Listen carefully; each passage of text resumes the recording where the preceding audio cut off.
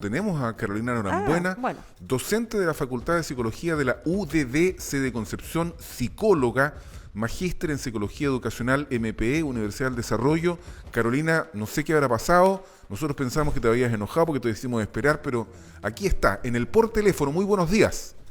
Muy buenos días, para nada, no me enojé, tuve problemas de hecho con mi internet. ¿Ve? Estaban Mira. hablando de eso. Sí, sí, exactamente. estamos Estaban hablando justo de conversando esto. sobre eso. Oye, Bueno, entonces aprovecha a votar, pues y ahí sí, pones mal al tenemos tiro. un poquito tiempo, así que Exacto. aprovechemos de hablar con Carolina. Sí, Dale nomás. mira, yo estaba haciendo una introducción de este día tan importante de la labor docente, de reconocer la labor docente por parte de los establecimientos en este día del profesor, que es el día domingo, Carolina, pero nosotros queríamos, porque no solamente la convivencia, que el acto, evidentemente eso es un reconocimiento muy importante que le hacen los alumnos a los docentes, pero también hay bastantes brechas, bastantes cosas que superar en esta labor, principalmente asociadas a la salud mental, que afecta también a la labor docente. ¿Cómo lo ves tú, Carolina? ¿Qué antecedentes tienes, los más importantes que a tu juicio están afectando hoy en día a los profesores y a las profesoras de nuestro país?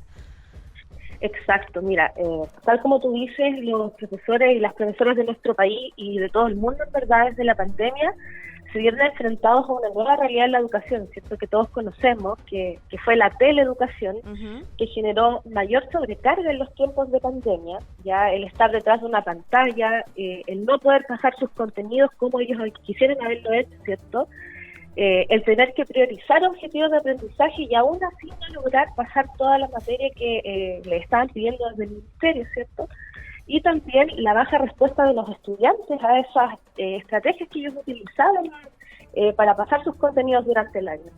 Todo eso fue generando una gran presión en las y los docentes de nuestro país, ¿cierto? Pero también el hecho de que ellas y ellos son los guías de nuestros estudiantes, niños, niñas, adolescentes y jóvenes que se vieron enfrentados a muchas dificultades de regulación emocional durante la pandemia. Por lo tanto, también estuvieron en contacto directo con ellos y tuvieron que guiar muchos procesos, y en muchos casos por cámara, ¿sí? Lo cual iba haciendo que su carga laboral, ¿cierto?, fuera muy amplia. Claro. Y claramente al regresar de la pandemia, ¿cierto?, se tuvieron que ver enfrentados a cómo acompañamos a los estudiantes, ¿cierto?, a adaptarse a una nueva realidad, aquí en el colegio, aquí en el liceo, ¿cierto?, y cómo hacemos que en el fondo todos esos procesos, todos esos aprendizajes que tuvieron en la pandemia se vean traducidos acá de manera adaptativa en el colegio. Claro. Entonces, eso para los profesores ha sido un gran desafío y es algo que yo he estado viendo in situ, he trabajado con eso y ha sido una gran dificultad. Carolina, más allá de esa adaptación desde las teleclases también al aula, también se presentan en ese proceso de adaptación diversas dificultades y una de ellas, yo creo que la más compleja, es el bullying. Es el bullying, también situaciones de violencia que hemos visto acá y le hacemos evidentemente seguimiento a las noticias regionales, violencia que no solamente está relacionada o que es entre los estudiantes, sino que también muchas veces se involucran a los apoderados, lo cual complejiza mucho más el escenario, me imagino yo, de poder resolver este tipo de problemas por parte de los docentes. Exacto, mira, yo creo que lo primero que es importante es hacer distinciones entre lo que es el bullying como fenómeno y también el ciberbullying, que fue algo que vimos mucho más en pandemia, ¿cierto? En el fondo, toda esta violencia que vimos a través de redes sociales, que detrás de una pantalla se daba como con casos anónimos, Claro. por lo tanto ahí el control que podían o no tener los profesores o asistentes de la educación de un colegio era muy mínimo, ¿ya?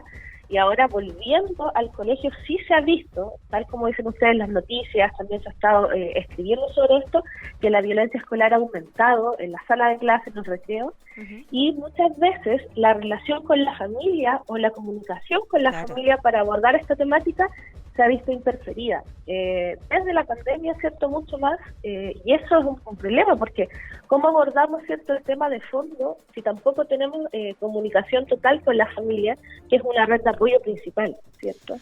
Carolina. Entonces, es un fenómeno que sí claramente ha estado también influyendo. ¿Qué harías tú para poder recomendar finalmente? Porque, bueno, hay datos, ¿verdad? Se señala que el 77%, por un estudio que hizo el Centro de Investigación y Mejoramiento de la Educación de la Facultad de Psicología de la Universidad del Desarrollo, señala que el 77% de los docentes reporta sentir estrés, un casi 50% frustración y un 41% angustia. Entonces tú desde tu expertise, desde tu disciplina, ¿qué herramientas entonces son necesarias para poder mantener una buena salud mental entre los profesores? Y quisiera también, para poder terminar, porque tenemos poquito tiempo, ¿qué harías tú si tuvieras las herramientas para poder hacer política pública? Porque yo siempre he pensado que es súper negligente que permitir a los establecimientos educacionales tener a 45 estudiantes en una misma aula. Yo creo que eso debiese ser la mayor inversión pública que existe en educación, en infraestructura, porque me parece contraproducente que un docente, bueno, ahora se usa mucho lo de los asistentes, que es algo muy bueno, pero no siempre es el caso, que un docente pueda controlar, educar y traspasar conocimiento a 45 alumnos en una clase. No sé qué te parece este punto de vista. Sí, claramente, bueno, partiendo con la primera pregunta, ¿cierto?, de qué estrategias podríamos utilizar para la salud mental de los docentes. Yo creo que una de las acciones necesarias es el trabajo en colaboración, ¿cierto? El trabajo colaborativo y también el mejoramiento de los espacios de los establecimientos educacionales. ¿Por qué? Porque el trabajo que se hace tiene que ser compartido por todos los actores de una comunidad educativa.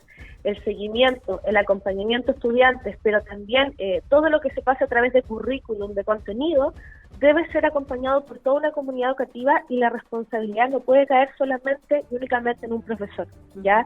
El trabajo en equipo en una escuela sí o sí va disminuyendo la sensación de carga y de estrés centralizada en el profesor. Okay. ¿Ya? Y yo creo que ese es un factor que es importante abordar, la colaboración, ¿cierto? Que hay una política de colaboración en los colegios. Y también escuchar lo que está pasando. Los profesores nos han dicho que no alcanzan a pasar todos los contenidos, ¿cierto? Se les pide indicadores, se les pide reportar, pero ellos consideran urgente volver al aula a trabajar las temáticas socioemocionales, porque eso va a ser una manera, ¿cierto?, de hacer prevención y promoción en la escuela y por lo tanto disminuir la carga que ellos van teniendo al tener que acompañar niños, niñas, familias y adolescentes, lo cual nos vuelve a la colaboración, ¿sí?, dentro de la comunidad educativa y también dentro de las acciones que se planteen como política pública. Tal como dices tú, es muy complejo tener a 45 niños dentro de la sala, ya, independiente de que tengamos que atender a la diversidad de todos, es muy complejo el manejo, y en algunos casos también son las condiciones que tienen, ¿cierto? No pueden abordarlo de una manera diferente porque las condiciones incluso estructurales y físicas les llevan a tener 45 niños dentro de una sala. Pero claramente las políticas deberían avanzar hacia eso, a tener un mejor manejo de lo que ocurre en el proceso de enseñanza-aprendizaje en el aula. Así que también estoy de acuerdo con la opinión que señalas tú.